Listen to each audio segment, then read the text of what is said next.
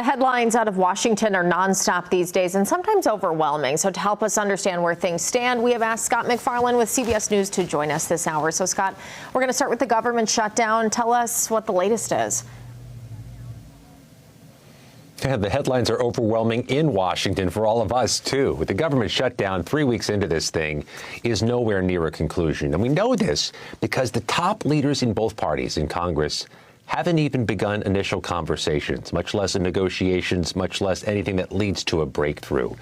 We're at this point, this painful moment for so many people without paychecks, so many people who rely on federal workers to help their businesses. We're at this moment, but not painful enough for Congress to yield, bend, or compromise. And we enter this weekend with the idea that both parties think they're either politically winning through this shutdown or losing less than the other side, which is an incentive to continue going down this same path.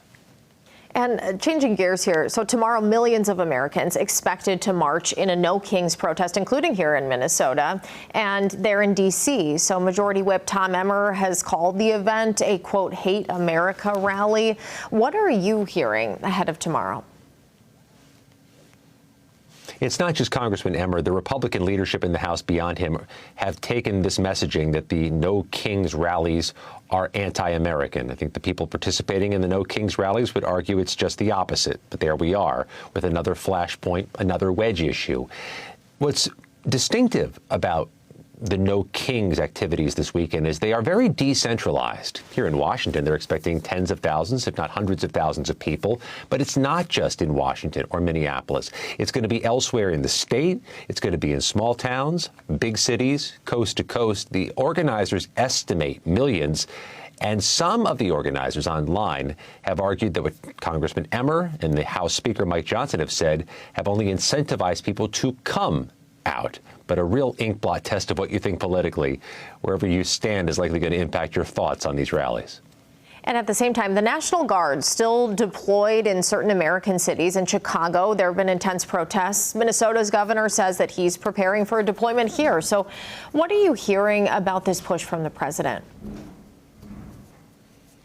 Yeah, and it's not just the Minnesota's governor. It's not just the mayor of Chicago. There seems to be this consensus that the Guard will be spread further and wider in the months to come. The president has declared a victory, or at least an emerging victory, in the deployment so far. He says it helped clean up Los Angeles when they put the National Guard near federal facilities. He has championed crime rates in Washington, D.C., where the Guard remains again for another month. He is keen on putting this in more U.S. communities, and he certainly has had his share of criticisms or allegations about Minnesota.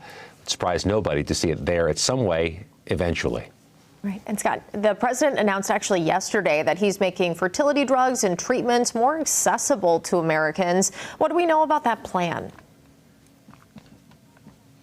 There is some criticism that what the president proposed or announced on Thursday doesn't seem as binding or necessarily as much of a leverage point to lower prices or make it more available to everybody. There seems to be a broad bipartisan support of making IVF more accessible, more available. But how you get there is a challenging road, and the president's statements may not have the blueprints to get from the start to the finish. Okay, we'll keep an eye on that. Well, Scott MacFarlane reporting for us from Washington, D.C. on a whole host of topics, and interesting to hear it feels as chaotic for you out there as it does for our viewers sometimes. Thank you so much.